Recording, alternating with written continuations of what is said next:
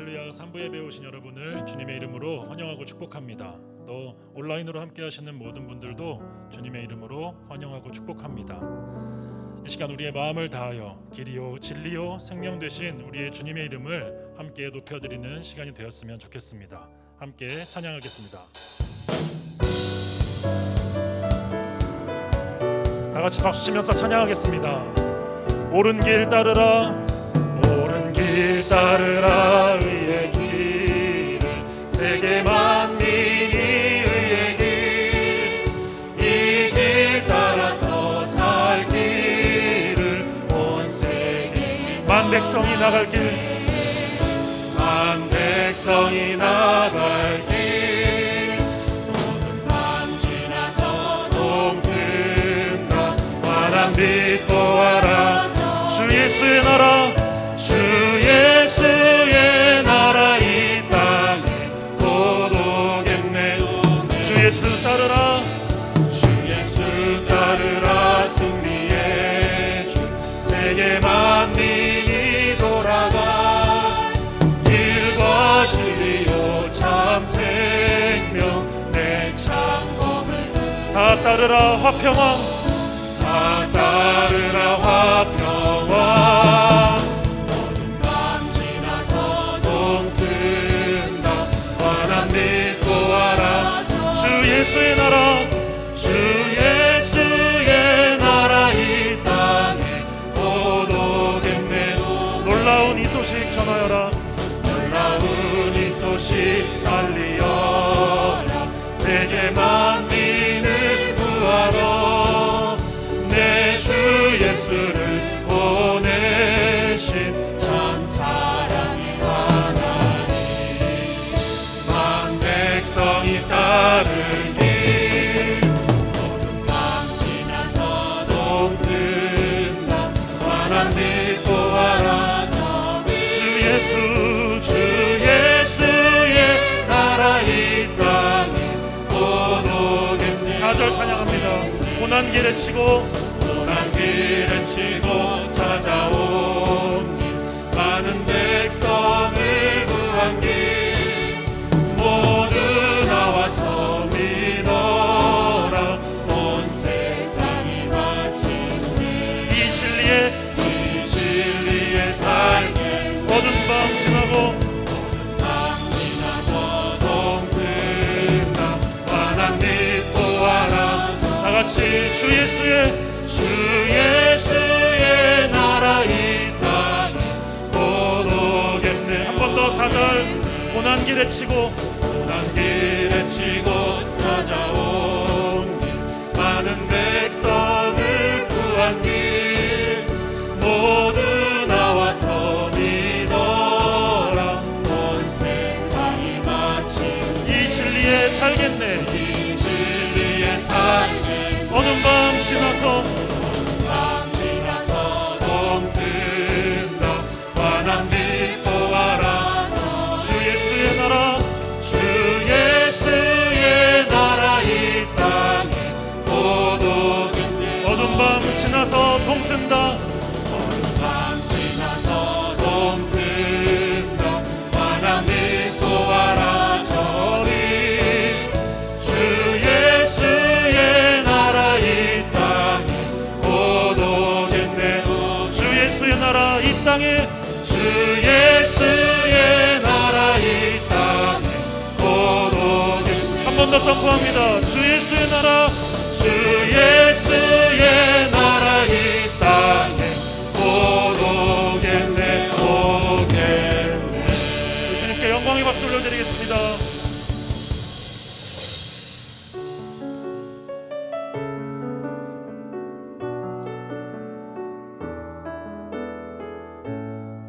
슬픈 마음 있는 자, 슬픈 마음 있는 자, 뭔가 영혼 병든 자, 누구든지 부르시오. 예수 이름 부르시오. 그 이름을 믿는 자, 그 이름을 부르는 자, 그가 어떤 사람이든 그는 구원하오. 한 번 더 찬양합니다.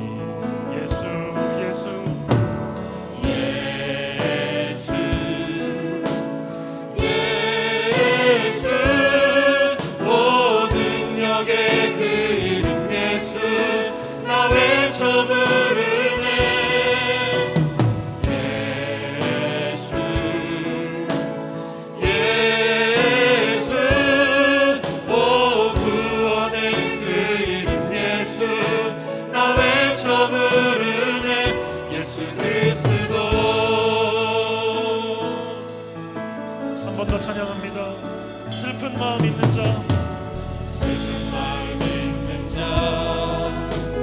몸과 영혼 병든 자 누구든지 부르시오 누구든지 부르시오 예수 이름 부르시오 그 이름을 믿는 자 그 이름을 부르는 자 그가 어떤 사람이든 그는 한 번 더 처음부터 고백합니다. 슬픈 마음 있는 자 슬픈 마음 있는 자 몸과 영혼 누구든지 부르시오 누구든지 부르시오 예수 이름 부르시오 그 이름을 믿는 자 그 이름을 부르는 자 그가 어떤 사람이든 그는 구원하리니 다 같이 예수 예수 예수 예수 오 능력의 그 이름 예수 나 외쳐 부르네 예수 예수 예수 오 구원의 그 이름 예수 나 외쳐 부르네 예수 그리스도 한 번 더 예수 예수 예수 예수 오 능력의 그 이름 예수 나 외쳐 부르네 예수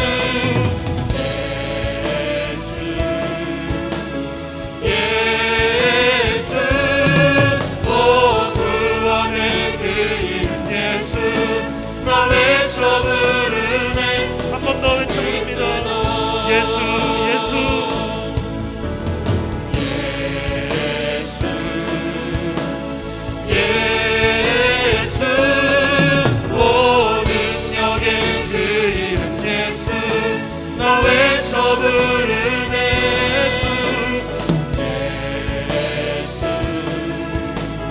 예수 오 구원의 그 이름 예수 나 외쳐 부르네 예수 그리스도 주의 말씀 의지하여 주의 말씀 의지하여 깊은 곳에 금을 던져 오늘 그가 놀라운 일을 이루시는 것 보라 주의 말씀 의지하여 믿음으로 금을 던져 믿는 자에게 능치 못함 없네 전능하신 나의 주 하나님은 전능하신 나의 주 하나님은 능치 못하실 일 전혀 없네 우리의 모든 간구도 우리의 모든 간구도 우리의 모든 생각도 우리의 모든 꿈과 모든 소망도 신실하신 주 신실하신 나의 주 하나님은 우리의 모든 괴로움 우리의 모든 괴로움 바꿀 수 있네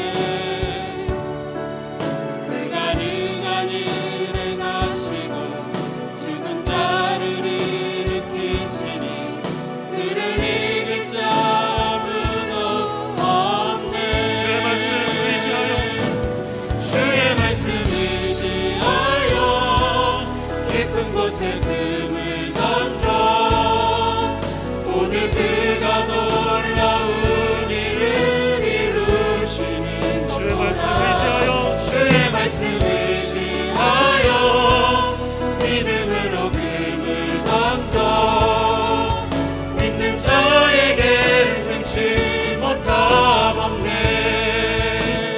한 번 더 처음부터 찬양합니다.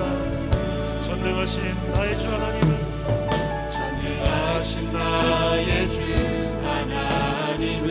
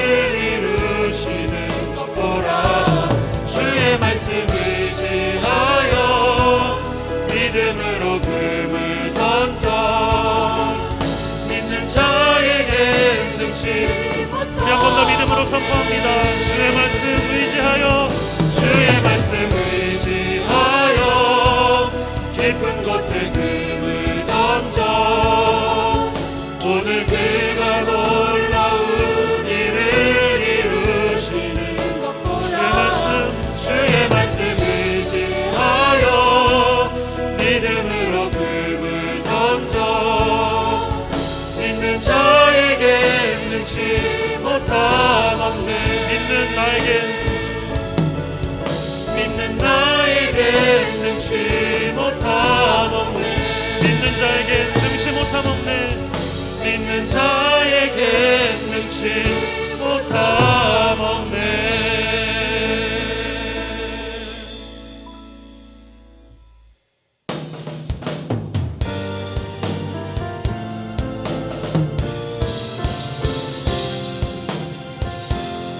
왕이신 하나님, 왕이신 하나님 높임을 받으소서. 찬양하리라 영원히 높임을 받으신 그 이름 찬양하리라.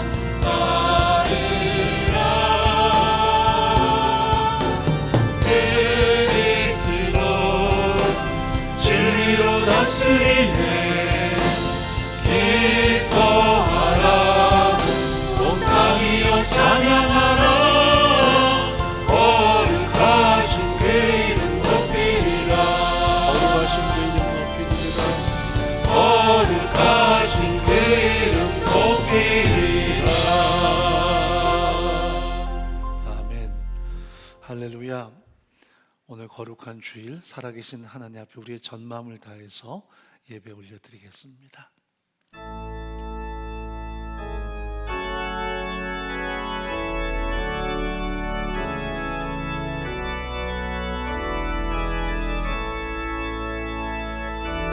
고개 들어 주를 맞이해 엎드리며 경배하며 찬양. 왕의 위엄은 신령과 진정한 찬양으로 영광 돌려 만왕의 왕께. 아멘. 하나님은 영이시니 예배하는 자가 성령과 진리로 예배하라고 말씀하셨습니다. 우리의 모든 죄와 허물을 십자가에 보혈로 오늘 용서하시고 터널을 지나며 매 순간순간 함께 하시는 하나님을 더 깊이 경험하는 이 시간 되게 도와주옵소서. 거룩한 임재 가운데 사는 우리의 신앙 되게 도와주옵소서. 신문 가운데 기도 올리겠습니다.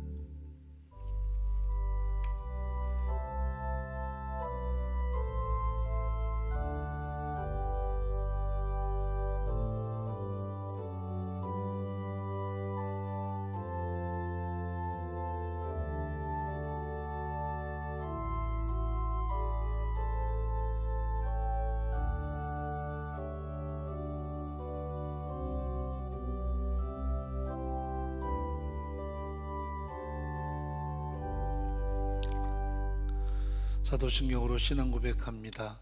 전능하사 천지를 만드신 하나님 아버지를 내가 믿사오며 그 외아들 우리 주 예수 그리스도를 믿사오니 이는 성령으로 잉태하사 동정녀 마리아에게 나시고 본디오 빌라도에게 고난을 받으사 십자가에 못 박혀 죽으시고 장사한 지 사흘 만에 죽은 자 가운데서 다시 살아나시며 하늘에 오르사 전능하신 하나님 우편 앉아 계시다가 저리로서 산자와 죽은 자를 심판하러 오시리라.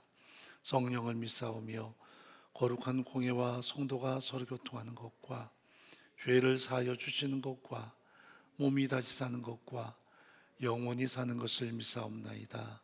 아멘. 23장 찬양 하나님께 올려드립니다.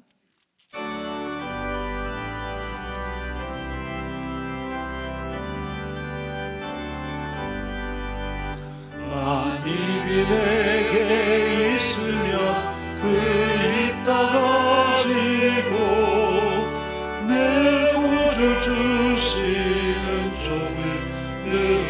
찬송하겠네. 내 은혜로우신 하나님 날 도와주시고 그 크신 영광 널리 펴 다 알게 하소서.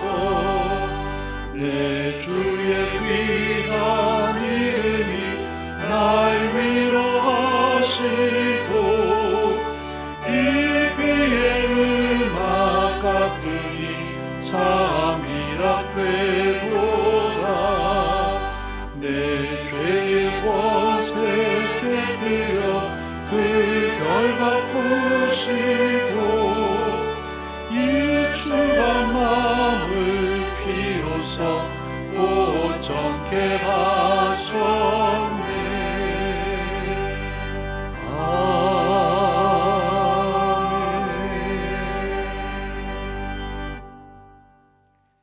사랑의 하나님, 아직도 지속되는 코로나 환경에서 제한된 현장 예배와 온라인 예배로 드리지만 성령과 진리로 하나님 앞에 예배드리게 하심을 감사드립니다. 지난주에는 자유롭게 만나진 못했지만 설날 연휴를 통해 가족 친지들과 함께 정과 사랑을 나누며 복음을 전하게 하심을 감사드립니다. 1년 넘게 지속되는 코로나 환경에서 온 세계가 하나님이 주신 자연, 인간의 탐욕, 우리 자신의 교만과 무지, 하나님의 질서를 왜곡한 것에 대해 생각하고 반성하고 회개하게 되기를 간절히 원합니다. 하나님 아버지, 코로나 환경이 속히 종식되기를 간구합니다. 먼저 영적인 회복이 있게 도와주시옵소서.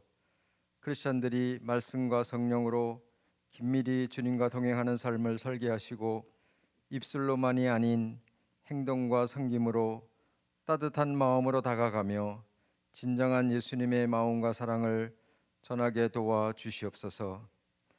나라의 지도자들의 마음과 생각에 변화의 바람이 일어나며 자신을 향한 진심의 각성이 있게 하시고 국민과 미래를 위한 진정한 헌신으로 나타나게 하옵소서. 우리 공동체를 사랑하시는 하나님, 비록 어려운 코로나 환경이지만 서로의 기도의 줄을 통해 격려와 사랑을 든든히 쌓아가도록 도우시며 참 제자의 삶을 서로 북돋워 가도록 도와주시옵소서. 질병과 고난 속에 있는 동역자들을 회복하여 주시고 신원하여 주옵소서. 어르신들의 건강을 지켜주시며 성령님의 도우심으로 항상 행복하게 인도하여 주옵소서.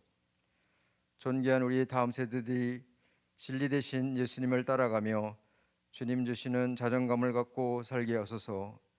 세상에서 겸손하지만 담대하게 정체성과 영향력을 드러내는 아름답고 보배 같은 삶을 살게 하소서. 사랑하는 목사님 늘 강건함으로 지켜주시며 항상 성령 충만하심으로 많은 사역을 넉넉히 감당하시도록 도와주옵소서.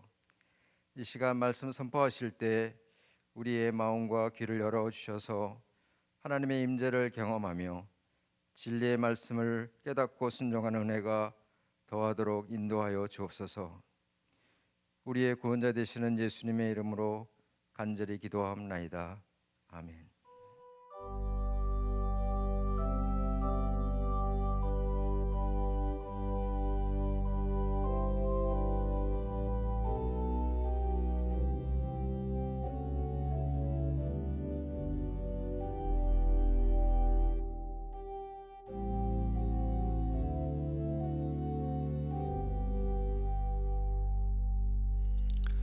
몇 가지 광고 말씀 올려드리도록 하죠. 은혜 공동체는 철저한 방역 지침 준수하에 현장 예배가 진행되고 있습니다. 지금 현재 10%만 참여할 수 있는 가운데 다음 주부터는 20%로 조금은 더 상향되겠습니다. 1, 2, 3, 5부 현장과 함께 온라인이 병행되고요. 오후 1시 송도은혜교회 1시 예배는 현장에서 영상으로 대체가 됩니다. 또 새벽과 수요 예배는 온라인 예배로 지금 진행되고 있고요. 벌써 1년이 돼가고 있습니다. 차후에 아마도 3월 달쯤에는 새벽 기도회는 재개가 되지 않을까 하는 생각을 해봅니다. 주일 전 예배도 당분간 가정 예배로 대체하고 있고요. 모든 사랑방 모임 비대면이지만 지금 진행이 될 예정입니다. 그래서 온라인 순장반은 주일 오후 4시에 유튜브로 진행이 되고요. 모든 교육부서도 여전히 온라인 예배만이 진행이 됩니다. 우리 수고하는 교사들에서 기도해 주시고 우리 다음 세대가 예배에 참여할 수 있도록 부모님들이 각별하게 잘 격려해 주시기 바랍니다. 새가족 모임은 예배 후에 각 새가족실에서 거리두기에 의해서 진행이 될 예정이고요. 또 우리 공동체 청년부를 대상으로 2020학년도 상반기 청년 비전 장학금 신청을 공고하는데 오늘 오후 2시까지입니다. 스타트업도 마찬가지고요. 제외되지 않도록 여러분들이 전마음으로 동참하기 바랍니다. 또 송도청 온라인 동계수련회가 18일부터 20일까지 줌에 의해서 온라인으로 진행이 됩니다. 회복, 사랑, 감사, 소망, 복음, 복음을 줌이라는 주제로 줌을 통해서 진행이 될 예정입니다. 더 자세한 사항들은 온라인 주보를 참조해 주시기 바라고요. 이제 하나님께 우리 연보 올려드릴 때 김인자매 찬양하겠습니다. 박수로 맞이하도록 하죠.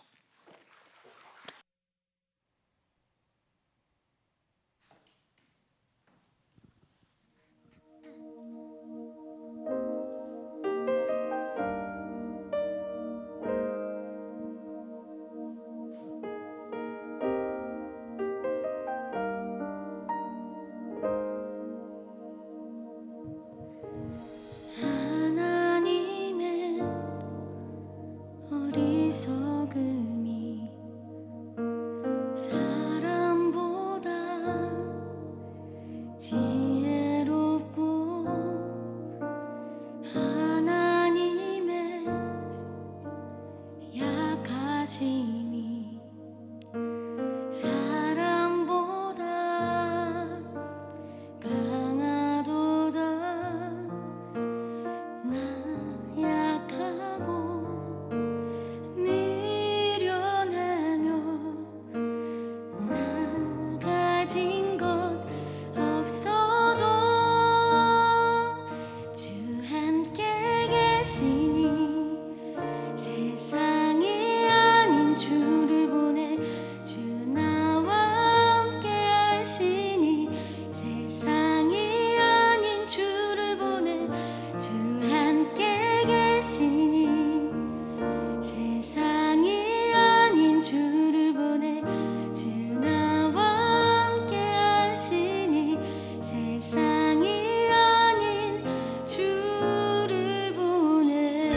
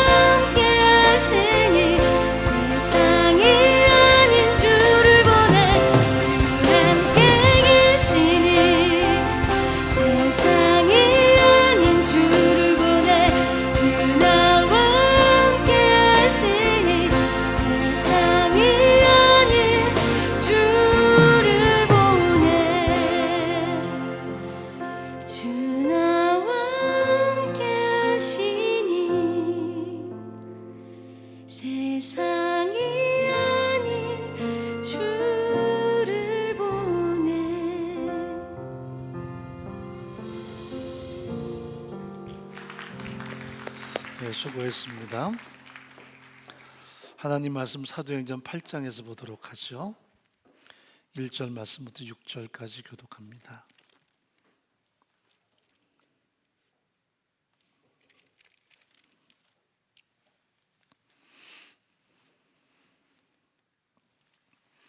사울이 그의 죽임당함을 마땅히 여기더라. 그날에 예루살렘에는 교회에 큰 핍박이 나서 사도 외에는 다 유대와 사마리아 모든 땅으로 흩어지니라. 경건한 사람들이 스데반을 장사하고 위하여 크게 울더라. 사울이 교회를 잔멸할새 각 집에 들어가 남녀를 끌어다가 옥에 넘기니라.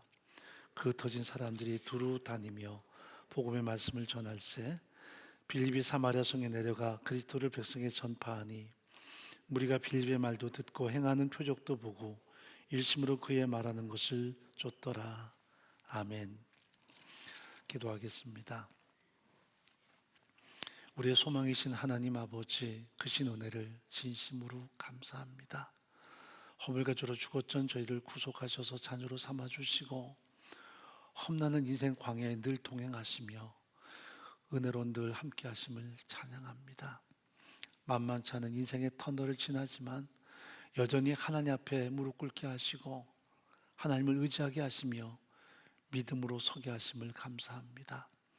다양한 인생의 고통과 눈물과 좌절의 현장에서도 늘 하나님을 의지하게 하시며 우리를 한 번도 외면하지 아니하시고 우리를 떠나지 않은 하나님의 손길을 경험하는 우리의 전 삶이 되게 도와주옵소서. 이 시간도 다양한 인생의 광야에서 하나님을 찾고 갈망하는 현장마다 하나님이 친히 임재해 주시고 은혜로 가득히 채우시며 하나님의 사랑의 팔로 품어주시기를 간절히 소원합니다. 여러 가지 인생의 고달픈 현실 속에서 하나님을 바라보고 기도할 때 주께서 그 모든 눈물을 닦아주시며 하나님의 회복과 치유와 승리케 하심의 은총으로 가득히 채우시기를 간절히 소원합니다. 하나님, 우리가 점점 어려운 상황에서 이렇게 예배합니다. 그러나 반드시 겨울이 끝나고 봄이 오는 것처럼 또 어둠의 권세가 찬란한 새벽의 미명 앞에 사라지는 것처럼 하나님의 회복의 역사들이 풍성히 드러나며 하나님의 역사하심이 선포될 수 있도록 은혜 베푸시기를 간절히 소원합니다. 예배하며 하나님 앞에 우리의 전마음을 담은 연보 올려드립니다. 드린 손길마다 은혜와 복으로 가득 채워주시고 지경을 넓혀주시며 주의 손으로 도우셔서 모든 환난을 벗어나 하나님의 도우심의 역사들이 가득히 드러나도록 인도해 주옵소서. 우리의 다음 세대가 우리의 상급과 기쁨 되도록 은총을 더하시며 또 다음 세대에 수고하는 모든 교사들을 기억하시고 그들의 수고 속에 하나님의 은혜가 가득히 채워지도록 역사해 주옵소서. 공동체를 섬기며 또한 복음을 위해 선신하는 모든 동역자들을 한껏 축복하시고 그 모든 삶의 현장마다 하나님의 간증거리가 가득할 수 있도록 인도해 주옵소서. 해외에 있든지 군대에 있든지 병상에 있든지 동일한 은혜를 공급하시고 또한 말씀 증거하는 부족한 종을 성령이 친히 감고 나셔서 은혜로 가득히 채워 주옵소서. 현장에서 예배하는 동역자들과 온라인으로 예배하는 모든 동역자들의 현장마다 하나님의 동일한 은혜가 공급되도록 인도해 주옵소서. 예수님의 이름으로 간절히 기도합나이다. 아멘. 죽어야 사는 신비로움이 성경에는 다양하게 등장을 합니다. 예수님께서도 말씀하신 것처럼 하늘의 미랄이 땅에 떨어져 썩어 죽지 아니하면 하늘 그대로 있고 죽어야만 열매를 맺는다는 말씀이 사실은 성경의 핵심적인 내용이죠. 예수께서도 당신을 십자가에 내어 주심으로 우리를 향한 당신의 모든 구원을 성취해 나가셨습니다. 또 당신이 십자가에서 철저하게 죽으심으로 말미암아 죽음의 노예가 됐던 우리에게 자유를 주셨고 또 살아나심으로 말미암아 하나님의 생명을 누리도록 은총을 베푸셨습니다.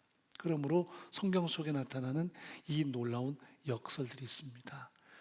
죽어야만 사는 하나님의 역설, 또 환난과 핍박을 통해서 흩어져야만 진정한 생명이 확산되는 하나님의 또 다른 역설들이 본문에 등장을 합니다. 초대 공동체에 지금 큰 환난이 일어나고 있습니다. 그러나 그 속에 담겨있는 하나님의 놀라운 계획이 있었다는 것을 성경은 말씀하죠. 자, 요한복음 12장 24절 제가 읽어드립니다. 내가 진실로 진실로 너에게 이르노니 한 알의 밀이 땅에 떨어져 죽지 아니하면 한 알 그대로 있고 죽으면 많은 열매를 맺느니라. 본문에 보면 58절 말씀에 한 사람의 또 미랄이 등장합니다. 바로 스데반 집사의 순교죠. 성 밖에 내치고 돌로 칠세 증인들이 옷을 벗어 사울이라는 청년의 발 앞에 두니라. 또 오늘 1절 말씀에 보면 사울이 그의 죽임당함을 마땅히 여기더라. 스데반이 순교당하지만 그 순교를 통한 위대한 생명력이 잠재되어 있다는 것을 성경은 우리 앞에 드러냅니다. 여기 핍박자 사울이 역사의 전면에 등장합니다. 누가 상상했겠습니까? 지금은 스데반 죽이는데 앞장섰고 더 많은 크리스찬들을 죽이기 위해서 그가 핍박의 선봉에 서는데 결국 자신이 그 복음을 위해서 생명을 내놓을 때까지 헌신하게 된다는 것을 그는 가히 상상도 못했을 거예요. 그런데 하나님의 위대한 반전이 내포되어 있는 것이 오늘 본문의 말씀입니다. 핍박당해 죽임당하는 스데반, 그를 죽게 앞장서는 선동가 사울, 거기에 대비되는 하나님의 놀라운 구원 계획이 등장합니다. 누구는 핍박당해 죽임당하지만 그래서 앞에서는 그 스데반을 죽이는데 앞장서는 극렬한 선동가로 드러나지만 하나님은 이 모든 것을 바꾸셔서 그의 죽음이 결코 허망하지 않게 하셨고 또 이 사람의 운명을 바꾸심으로 생명의 복음이 파급된 위대한 증인으로 삼으신 것을 성경은 분명히 말씀하세요. 하나님의 신비로움이시죠. 이 사람은 길리기아 출신의 사람입니다. 로마 속주 가운데 길리기아는 지금의 터키 남부 지역에 있고요. 그 중심 도시는 다소라는 곳입니다. 지금이야 물론 낙후된 터키의 남부 도시지만 과거에는 굉장히 찬연했던 역사의 중심지였습니다.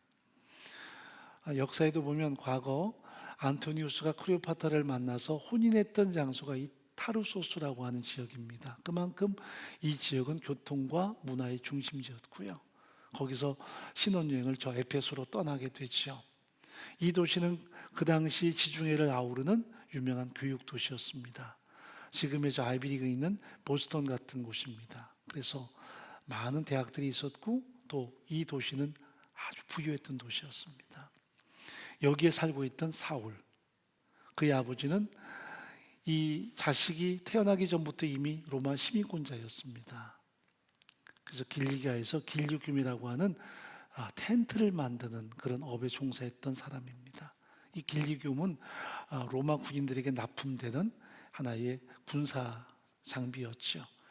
그래서 전 세계에 전쟁을 하러 나갈 때 더위에서 그들을 덮어주는 하나의 장막이 됐고요. 비가 오면 그들을 보호하는 하나의 텐트가 바로 길리뷴이었습니다. 햇빛이 장렬하면 느슨해져서 공기를 통과함으로 시원하게 만들고요. 또 비가 내리면 촘촘히 다시 채워져서 비를 튕겨내는 그런 방수 역할을 하는 것이 길리뷴이었습니다. 그래서 로마 군병들에게는 가장 최고의 군수품이었어요. 근데 이것을 로마에게 납품함으로 그는 많은 부를 축적했고요. 또 로마에게 공을 세웠다는 이 공헌 때문에 시민권을 받았던 인물이었습니다. 그 집안의 상속자였어요. 그런데 왜 그 아버지는 이 사울을 예루살렘까지 보냈을까? 지금 이 청년 사울이 왜 예루살렘까지 와 있을까? 그는 로마 시민권자이자 고도로 축적된 헬라 문화를 다 배운 사람이고요. 또 로마의 문화를 다 섭렵했던 사람이었습니다. 그런데도 흔히 말하는 유대인들의 자긍심, 즉 사내린 공인이 되고자 하는 그 열망이 이 젊은 사울의 가슴 속에 존재했을 것입니다. 그래서 먼 곳으로 유학을 와서 지금 바리새인으로 교육받고 그 당시 가말리라는 그 스승 밑에서 이 사람은 율법을 배우던 사람이었습니다. 어떻게 보면 젊은 혈기가 끓던 바리새인이었는데 이 사람이 복음에 대한 극렬한 적대심을 갖습니다. 그래서 초대 공동체가 그랬듯이 다시 사신 예수 그리스도를 믿는 이 크리스찬들은 유대인들에게는 상당히 적대적인 존재로 비출 수밖에 없었죠. 왜? 십자가에 죽는다는 것은 저주의 상징인데 그 십자가에 죽은 메시아를 믿는다는 것은 더더욱 그들에게는 용납할 수 없는 이런 하나의 이단으로 여겨졌기 때문입니다. 그래서 이 사울은 기독교 핍박의 피해 선봉의 소교로 작정하고 자신의 모든 열심을 몰아서 기독교를 지금 대적하고 있는 것입니다. 그 첫 번째 과업이 스데반을 죽이는데 앞장서는 일이었어요. 사람들을 선동을 해서 그들로 하여금 스데반을 돌로 쳐 죽이게 하는데 이 사람은 영향력을 드러냅니다. 자기는 옷을 맡아가지고 있고 대신에 수많은 청중들이 돌로 스데반을 쳐서 죽게 하는데 그는 역할을 했던 것으로 드러나죠. 스데반이 그 돌에 맞아 죽어가면서도 결코 분노하거나 눈에는 눈, 이로 대적하지 않고 하나님 앞에 자신의 생명을 위탁하는 장면은 그의 가슴 속에 너무나 큰 충격으로 닿았을 것입니다. 유대인의 가슴 속에는 원수에 대한 울분이 있거든요. 원수는 반드시 갚아야 된다. 그러나 스데반은 그들을 용납하고 그들의 죄를 용서하기를 하나님 앞에 기도합니다. 이것은 청년 사울의 가슴 속에 엄청난 충격으로 와닿았을 거예요. 자, 7장 55절 말씀 한번 읽어볼까요? 스데반이 성령이 충만하여 하늘을 우러러 주목하여 하나님의 영광과 및 예수께서 하나님 우편에 서신 것을 보고 말하되 보라 하늘이 열리고 인자가 하나님 우편에 서신 것을 보노라 한데 저희가 큰 소리를 지르며 귀를 막고 일심으로 그에게 달려들어 성 밖에 내치고 돌로 칠세. 증인들이 옷을 벗어 사울이라는 청년의 발 앞에 두니라. 저희가 돌로 스데반을 치니 스데반이 부르짖어 가로되 주 예수여 내 영혼을 받으시옵소서 하고 무릎을 꿇고 크게 불러 가로되 주여 이 죄를 저에게 돌리지 마옵소서. 이 말을 하고자 하니라. 이 광경을 목도합니다. 한편으로 보면 마땅히 할 짓을 했다 생각하겠지만 가슴 속에 뭔가 강하게 압박해오는 느낌이 있었을 거예요. 무엇이 그것을 가능케 했을까? 그 분노해도 모자랄 판에 용서하고 이 모든 죄를 저에게 돌리지 말라 기도하는 스데반의 모습은 그의 가슴 속에 평생토록 큰 잔사로 남았을 것입니다. 이런 스데반의 지호는 이 청년 사울의 일평생 속에 큰 영향을 작용하겠지만 아직은 때가 아니죠. 아직은 그런 변화의 조짐이 나타나지 않았습니다. 그는 마땅히 여겼습니다. 1절에 보면 사울이 그의 죽임당함을 마땅히 여기더라. 너는 당연히 죽어야 되는 거야. 너는 죽어 마땅한 존재야. 이것이 아직까지 그의 가슴 속에 남아있는 분노였고 또한 당연한 생각이었습니다. 잠언서 16장 4절에 보면 이렇게 말씀하죠. 여호와께서 온갖 것을 그 시험에 적당히 지으셨나니 악인도 악한 날에 적당하게 하셨느니라. 악인입니다. 하나님께서 지금 이 모든 그의 행악을 용납하고 계세요. 이유는 언젠가 새로운 전환점이 드러나기 때문입니다. 새로운 변화가 나타나기 때문입니다. 나중에 아나니아를 통해서 이 사람의 눈을 뜨게 할 때 하나님이 그에게 하나의 비밀을 알려주시죠. 이 사람은 이방을 위하여 택한 나의 그릇이다. 이 사람이 이렇게 기독교를 핍박하지만 장차 자신이 그런 핍박을 받게 될 것이다 라고 그에게 언지를 주세요. 아직은 때가 아니기에 이 사람은 자신의 모든 힘을 몰아서 기독교 박해의 최선봉에 서 있습니다. 스데반 중에 앞장서고 그것도 모자라서 이제는 더 많은 크리스찬들을 핍박하고요. 급기야는 다메섹까지 가서 믿는 자를 잡아오기 위해서 그는 공문을 받아서 열심히 달려갔지요. 그런데 하나님의 의도가 있었습니다. 이 악인의 핍박을 통한 이 복음의 전파력입니다. 1절 말씀 하반절에 보면 그날에 바로 핍박이 시작되는 날입니다. 예루살렘에는 큰 교회에 큰 핍박이 나서 사도회는 다 유대와 사마리아 모든 땅으로 흩어지니라. 유대까지는 흩어질 수 있는데 사마리아까지 흩어집니다.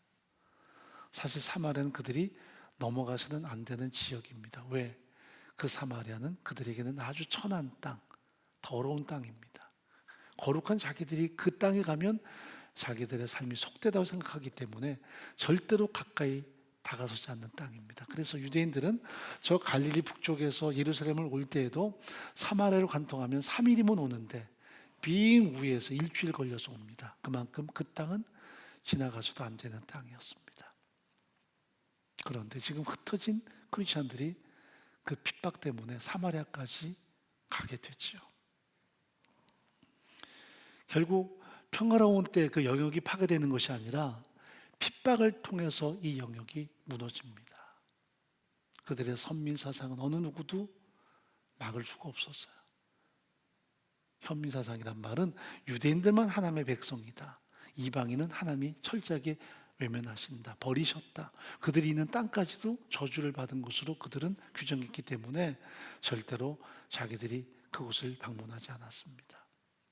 더구나 사마리아라니요. 사마리아는 과거 기원전 722년 아시리아에게 무너졌을 때 아시리아 남자들이 이주해 와서 유대 여자들과 더불어 혼혈 민족을 일궈낸 종족이 바로 사마리안이기 때문에 그들에게는 철천지 원수 같은, 그리고 두고두고 기억하기 싫은 역사의 흔적이 바로 사마리안이기 때문입니다. 그들 철저하게 거부했고 배척했습니다. 예수님께서 그들에게 이미 명령하셨죠. 성령이 임하시면 어떤 일이 일어날 것인가. 너희가 권능을 받는데 예루살렘, 온 유대, 사마리아 땅까지 이르러 내 증인이 될 것이다 라고 선포했는데도 불구하고 그들은 성령이 임하신 다음에 예루살렘에서 복음 증거하고 유대까지는 복음이 흘러가지만 그 이상은 가기를 거부합니다. 아니 상상도 못했습니다. 왜? 사마리아 이방인은 하나님께서 철저하게 외면하시는 이방인들로 규정했기 때문입니다. 자기들만 하나님의 선민이기 때문이에요. 그래서 그들은 예루살렘에서 복음 증거하고 기껏 유대까지밖에는 복음이 더 이상 흘러가지 못했습니다. 그런데 그 견고한 벽을 무너뜨리는 계기가 바로 핍박이었습니다. 환난이었습니다. 하나님께서 순순하게 그들에게 너희가 좀 가렴 했으면 참 좋았을 텐데 왜 그런 핍박을 사용하실까? 그들은 상상하지 않았기 때문입니다. 이방인에게 복음이 증거된다, 사마리아에게 복음이 증거된다, 고착된 그들의 민족성 가지고는 절대로 갈 수 없기 때문입니다. 어떻게 보면 등 떠밀려서 그들은 사마리아로 가게 됩니다. 이게 하나님의 방식이었습니다. 자, 4절 말씀 읽어보죠. 그 흩어진 사람들이 두루 다니며 복음의 말씀을 전할세 빌립이 사마리아 성에 내려가 그리스도를 백성에게 전파하니. 사도들은 가지 않습니다.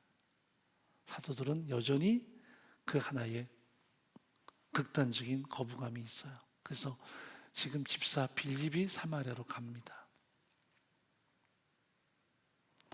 거기 가서 복음이 증거돼요. 있는 곳에서 복음이 확증됩니다. 여기 본문에 보면 한번 읽어보죠. 4절 말씀부터 그 흩어진 사람들이 두루 다니며 복음의 말씀을 전할세 빌립이 사마리아 성에 내려가 그리스도의 백성에게 전파하니 무리가 빌립의 말도 듣고 행하는 표적도 보고 일심으로 그의 말하는 것을 쫓더라. 빌립 집사 가서 복음을 증거합니다. 경계를 넘어서 사마리아까지 가서 복음이 증거됩니다. 여러분, 우리가 하나님의 의도에 대해서 민감할 수 있어야 돼요. 하나님의 섭리가 뭔가에 대해서 민감할 수 있어야 돼요. 인생의 풍랑이 다가올 때, 혹은 여러 가지 다양한 인생의 어려움이 다가왔을 때 현실에 대해서 급급하거나 원망하는 것만이 아니라 하나님이 무엇을 원하시는가에 우리가 좀 포커스를 맞춰야 돼요. 이것은 시대적인 의미도 있습니다. 코로나19 바이러스 감염증 사태가 지금 1년째 계속되고 있어요. 그래서 참 견디기 어렵죠. 그래서 예배도 이렇게 어렵게 드리고 있고요. 뭐 그래도 지금은 10%, 다음 주는 20% 되겠지만 여전히 거기에도 다양한 마음의 안타까움이 있습니다. 그런데 우리가 더 많이 희생하고 더 많이 겸비할 수 있어야 돼요. 우리는 세상에 분노하기보다는 하나님의 뜻이 어디 있는가를 끊임없이 살필 수 있어야 돼요.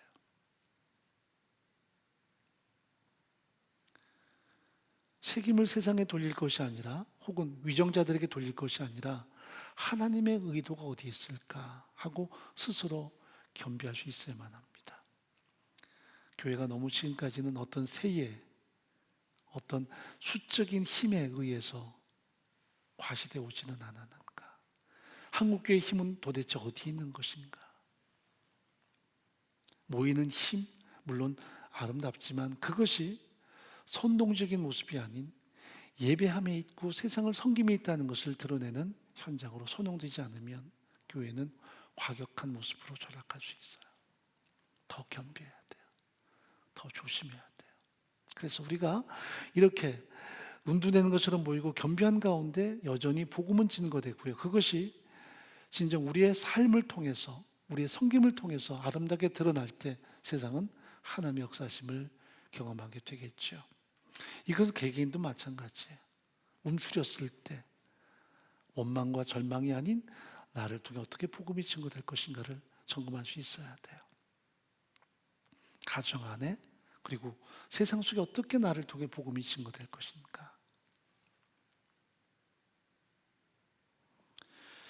대부분의 많은 공동체들이 그 복음에 대해서 집중하지 않고 세상 가치관에 집중하다 보면 교회가 해이해집니다.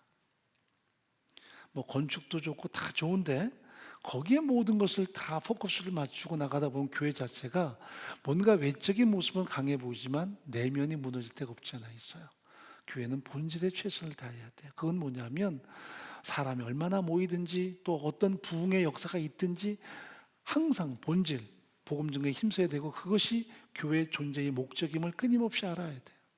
그렇지 않으면 교회는 와해돼 버리고 말아요.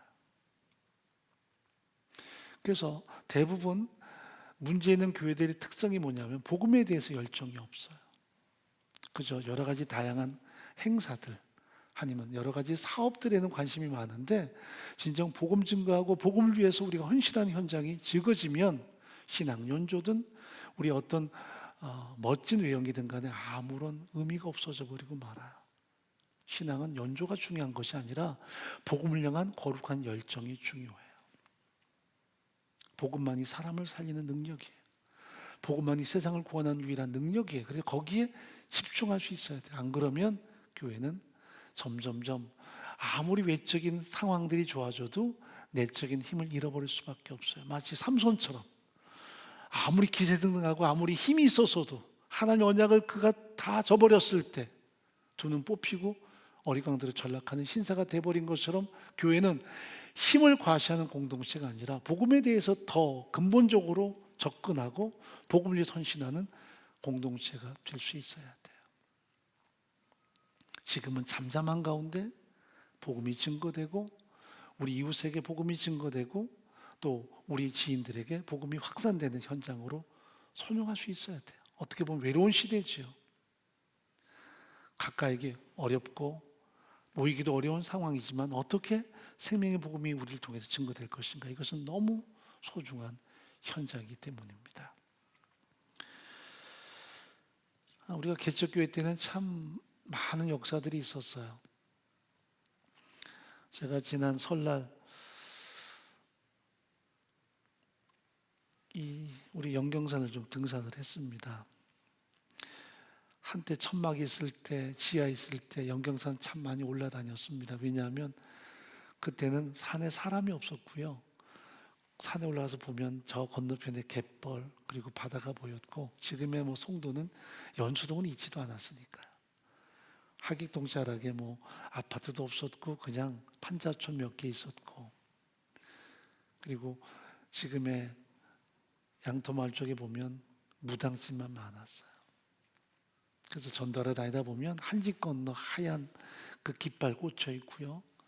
그러면 대부분 한 집 건너 무당집들이 많았어요.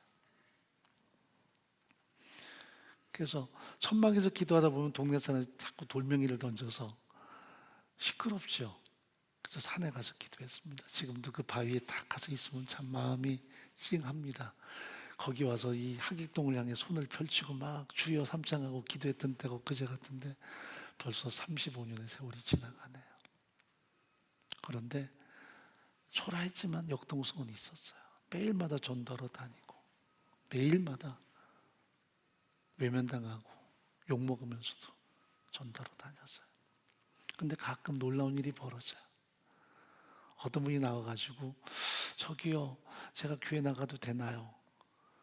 보면 무당이었어요.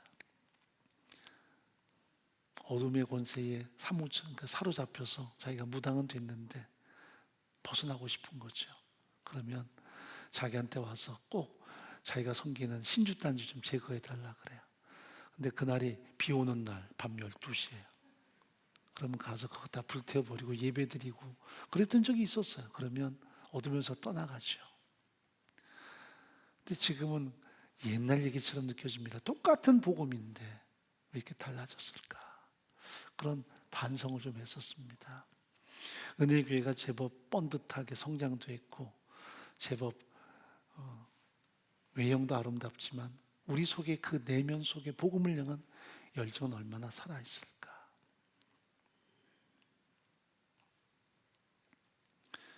이것밖에는 교회가 이 땅에서 살아갈 수 있는 지일한 목표가 없단 말이죠. 예배도 교회의 존재 목적이지만 그 예배와 더불어 복음 증거가 교회의 진정한 존재 목적임을 우리는 잊어서는 안 돼요. 자, 여기 본문에 보면 핍박이 와서 그들이 흩어지는데 흩어진 그들이 복음 증거할 때 경계선이 넘어지고 사마리아까지 하나님의 나라가 확장되는 놀라운 역사들이 나타납니다. 7절 8절에 보면 많은 사람에게 붙었던 더러운 귀신들이 크게 소리를 지르며 나가고 또 많은 중풍병자와 안진병이가 나으니 그 성에 큰 기쁨이 있었다라고 말씀합니다. 평균 가졌던 그 도시에 복음이 증거됨으로 강력한 역사가 나타나고 이 사마리아도 하나님의 나라가 된다라는 놀라운 증거들이 드러난 거예요. 영역이 파괴가 됐습니다. 적어도 사도들에게는 이것은 훗날 두고두고 충격이었을 거예요. 사마리아는 우리가 철저하게 외면했는데 그 사마리아가 스데반의 순교를 통해서 그들이 등 떠밀려서 빌립사 가서 복음을 증거했는데 그 사마리아에 하나님의 구원의 역사가 나타났다는 것은 가히 그들에게는 깊이 성찰하는 하나의 현장이었을 거예요. 우리가 너무 편견이 많았구나. 우리가 하나님의 명령을 제대로 진행하지 않았구나. 우리는 그저 현실에 급급했구나. 현실에 안주했구나. 그래도 충분했거든요. 예루살렘만 해도 3천명 5천 명이 구원 얻었으니까 그 공동체만도 거대했을 테니까요. 많을 때는 예루살렘에 2만 명이 모이는 거대한 공동체가 형성됐으니까요. 물론 한꺼번에 모이지 못했어도 200개 넘는 가정교회들이 존재했었어요. 그것도 충분한 느꼈겠죠. 하나님의 뜻은 그게 아니었습니다. 사마리아와 이방인까지 복음이 증거되는 것이었습니다. 결국 핍박은 아픈 것이었지만 그 핍박을 통해 복음은 확증되고요. 그 핍박을 통해 영역이 파괴되고 하나님의 구원의 역사들이 더 확장되는 현장을 우리가 보게 됩니다. 자, 디모데후서 4장 1절 2절 한번 읽어보죠. 하나님 앞과 산자와 죽은 자를 심판하실 그리스도 앞에서 그의 나타나실 것과 그의 나라를 두고 엄히 명하노니 너는 말씀을 전파하라. 때를 얻든지 못 얻든지 항상 힘쓰라. 범사에 오래 참음과 가르침으로 경색하며 경계하며 권하라. 사도 바울은 제자 디모데에게 때를 얻든지 못 얻든지 복음 증거하라고 강력하게 권고합니다. 이것이 그의 마지막 유언이에요. 복음 증거하라. 예수님의 마지막 제자들에게 주시는 명령도 복음 증거였고요. 사도 바울도 자신의 사랑하는 제자에게 주는 명령이 유언이 복음 증거였습니다.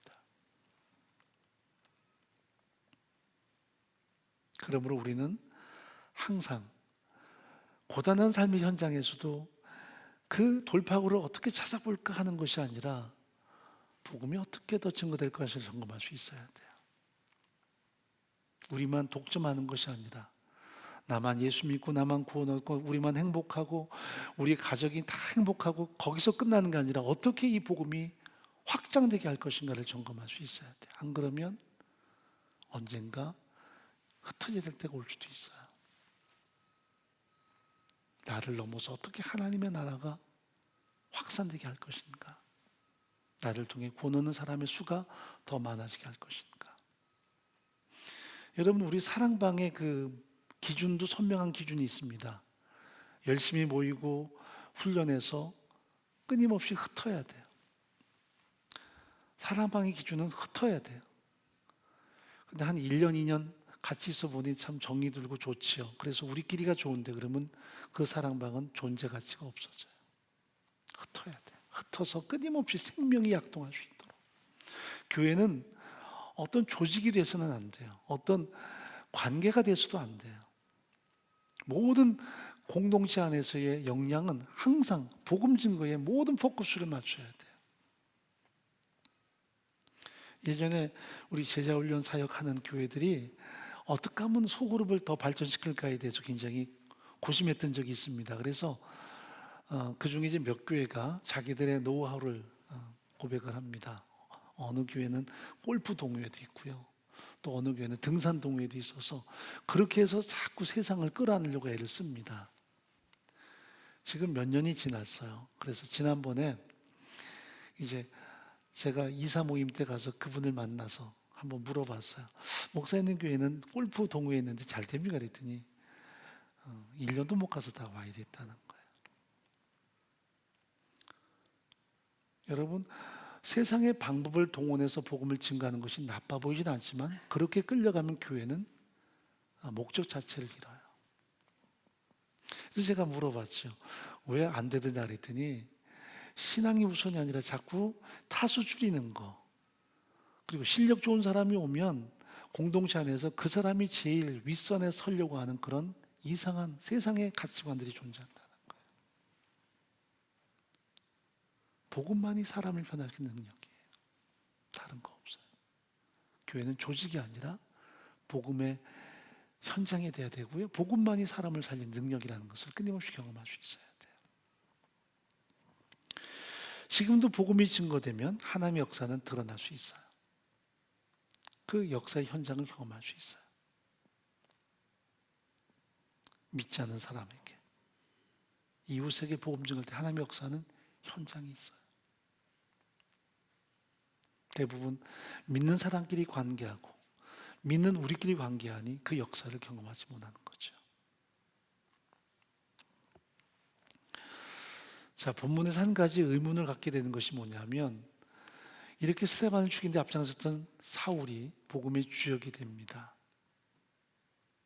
근데 뭔가 좀 아쉽죠. 왜 이런 사람이 복음의 주역이 될까? 아나니아에게 이 사람은 세상을 위해 택한 나의 그릇이다 하는 그 하나님의 비밀을 알려주긴 하지만 우리 마음에 뭔가 맺혀요. 이런 사람을 변화시켜서 왜 사도로 삼으시는가? 이게 아마 초대 공동체의 고심거리기도 했을 거예요.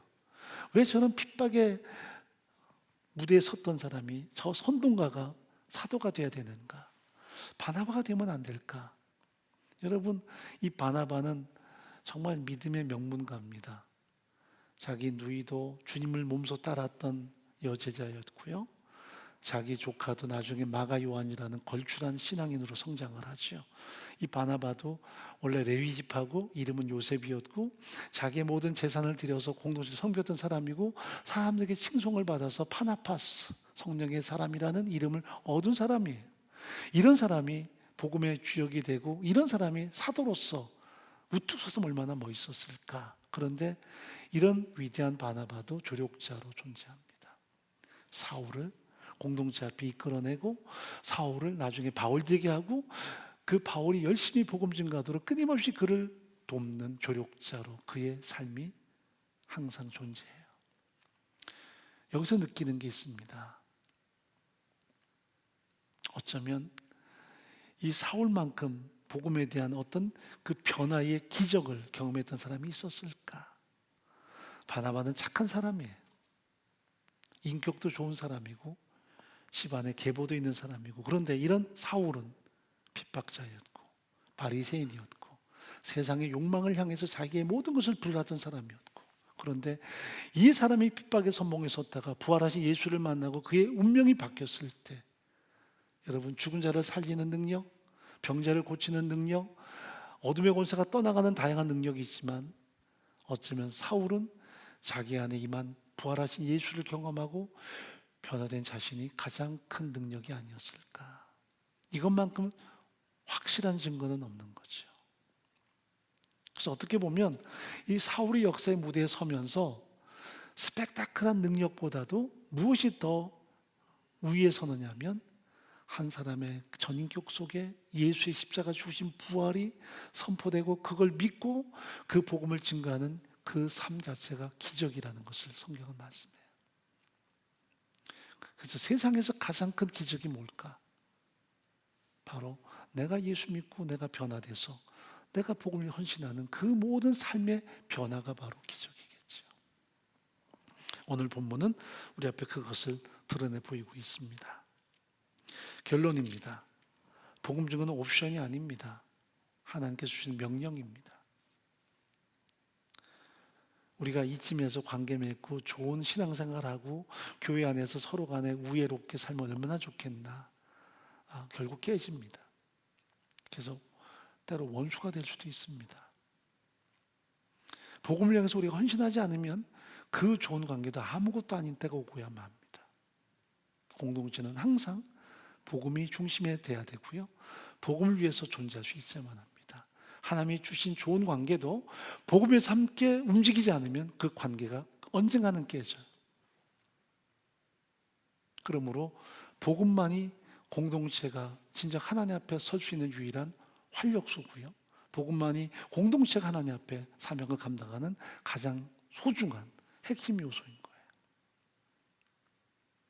내가 몇 년 믿었나, 내가 어디까지 올라왔나 소중하지만 한 가지 더 질문하셔야 돼요. 나는 복음 위해서 얼만큼 헌신하는가? 나는 복음을 위해서 어떻게 지금도 거룩한 열정을 드리고 있는가? 그게 우리의 영성이니까요. 그렇지 않으면 우리는 사실 갈등 유발자밖에 될 수 없어요. 편견과 혹은 계급과 조직으로 경화된 모습으로 전락할 수 있습니다. 복음만이 교회를 교회되게 하는, 생명 있게 하는 유일한 능력이기 때문입니다. 우리 안에 그런 소중한 생명력이 날마다 파급돼 가기를 간절히 바랍니다. 하나님 아버지, 복음만이 세상을 회복하는 유일한 능력입니다. 복음만이 하나님의 구원을 선포하는 유일한 권능입니다. 예수 믿고 우리가 좋은 관계를 누립니다.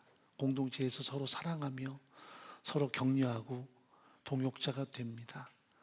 여기에 우리가 국한되어 있다면 결국 그 모든 관계는 깨질 수밖에 없습니다.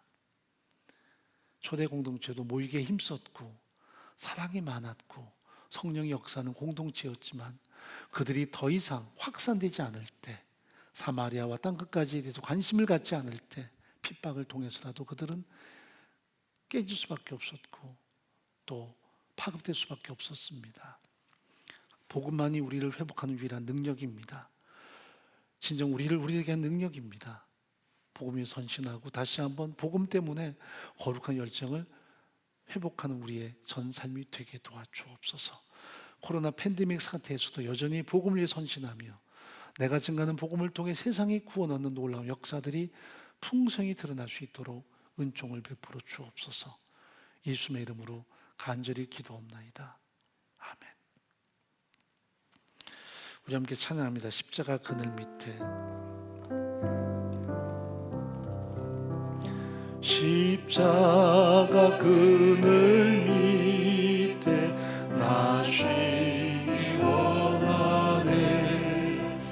저 햇빛 심히 쬐이고 또 짐이 무거워 이 광야 같은 세상에 늘 방황할 때에 주 십자가에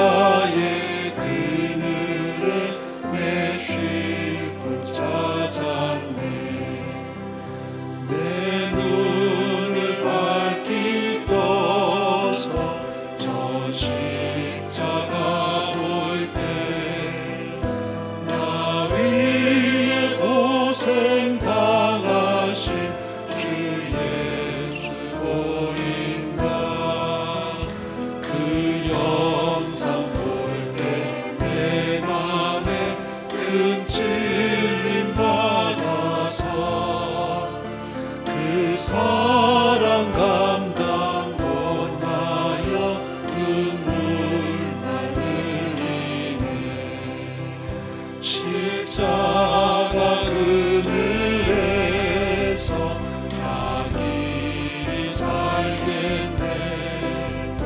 나 사모하는 광채는 주 얼굴뿐이라. 이 세상 나를 버려도 나 관계없도다. 내 한량없는 영광은 십자가뿐이라.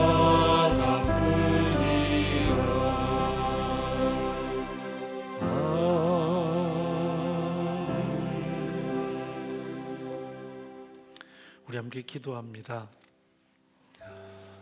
신앙생활을 얼만큼 해왔나요? 얼마나 좋은 사람들을 많이 만나고 얼마나 좋은 관계를 많이 누리고 있습니까?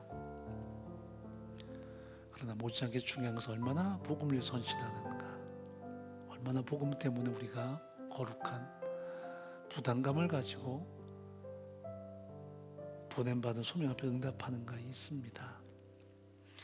관계가 좋으면 참 좋은 일이지만 그 관계는 깨집니다.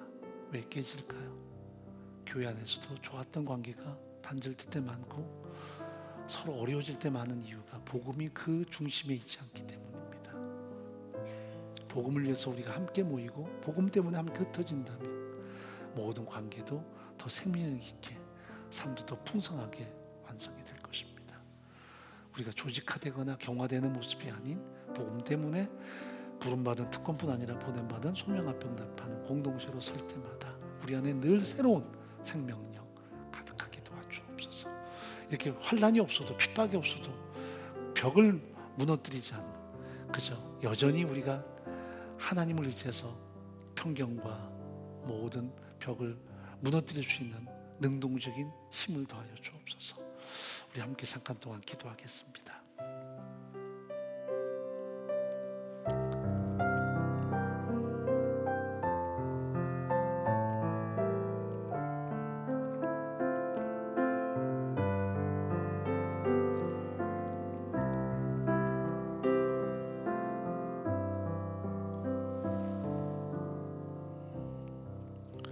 지금은 우리 주 예수 그리스도의 은혜와 하나님의 사랑과 성령의 임재하심이 구원의 은혜와 사랑을 우리 안에 독점하지 않고 거룩한 생명력을 파급시키며 부름받은 특권만이 아닌 보냄받은 소명 앞에 응답하는 살아가는 모든 동역자들과 그 모든 삶의 현장 속에 이웃과 또 이 땅, 이 민족 가운데 함께 하시기를 간절히 축원하옵나이다. 아멘.